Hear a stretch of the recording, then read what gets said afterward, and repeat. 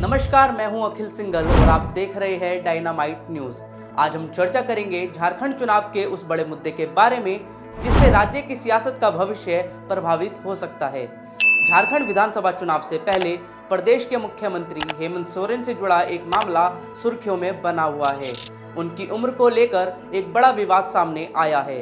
दरअसल सोरेन ने सोहेबगंज की भरेट सीट से पर्चा भरा है।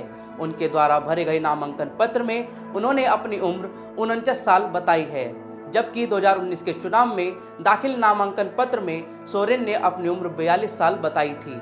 ये भी दिलचस्प है कि इस आंकड़े के हिसाब से पिछले 5 साल में हेमंत सोरेन की उम्र 7 साल बढ़ी है।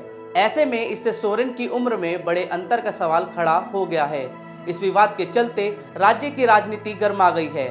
बीजेपी और विपक्षी दल इस मुद्दे को चुनावी प्रचार में भुना रहे हैं। हेमंत सोरेन के खिलाफ उतरे भाजपा प्रत्याशी गमालियल हेम्ब्रम ने इसकी शिकायत की है। उन्होंने मुख्यमंत्री का नॉमिनेशन रद्द करने की मांग भी की है। विवाद की शुरुआत तब हुई जब बीजेपी ने सोरेन पर आरोप लगाया कि उन्होंने अपनी उम्र को लेकर जनता को गुमराह किया। इस आरोप के जवाब में झारखंड मुक्ति मोर्चा ने कहा कि यह आरोप निराधार है और सोरेन की उम्र संबंधी जानकारी सार्वजनिक रिकॉर्ड में उपलब्ध है। जेएमएम नेता मनोज पांडे ने स्पष्ट किया कि 1975 में जन्मे सोरेन की उम्र 49 साल है और इस गलती को केवल हलफनामे में सुधार करने के रूप में देखा जाना चाहिए। वहीं बीजेपी का दावा है कि सोरेन की उम्र में यह अंतर उनकी नैतिकता और नेतृत्व क्षमता पर सवाल उठाता है। बीजेपी प्रवक्ता ने इसे जनता को गुमराह करने और चुनावी हलफनामे में गलत जानकारी देने का मामला बताया। उन्होंने सोरेन की संपत्ति पर भी सवाल उठाए हैं। बीजेपी के प्रदेश अध्यक्ष बाबूलाल मरांडी ने कहा, हेमंत सोरेन हमेशा ऐसे ही करते हैं। इलेक्शन कमीशन से हमने कहा है यह तो गलत है। एफिडेविट को तो कम से कम ठीक से रखना चाहिए।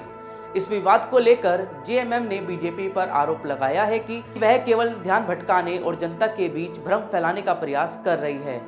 जेएमएम नेता पांडे ने कहा कि सभी जानकारी पहले से ही सार्वजनिक है और अगर पहले किसी रिकॉर्ड में कोई गलती थी तो उसे सुधार कर लिया गया है।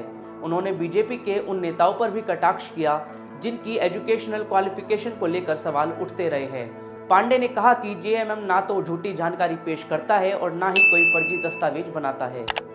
इस विवाद के राजनीतिक प्रभाव को लेकर विशेषज्ञों का मानना है यह मतदाताओं के एक वर्ग के बीच महत्वपूर्ण मुद्दा बन सकता है। झारखंड में 81 सीटों के लिए विधानसभा चुनावों में बीजेपी और जेएमएम कांग्रेस गठबंधन के बीच कड़ा मुकाबला है। इस विवाद के चलते भाजपा ने सोरेन की नेतृत्व क्षमता पर सवाल उठाते हुए इस मुद्दे को प्रमुखता से उठाया है। वहीं गठबंधन ने इसे केवल एक तकनीकी गलती करार दिया है। इस विवाद का उद्देश्य मतदाताओं के बीच एक ऐसा मुद्दा खड़ा करना है जो विपक्षी दलों के लिए फायदेमंद साबित हो सकता है।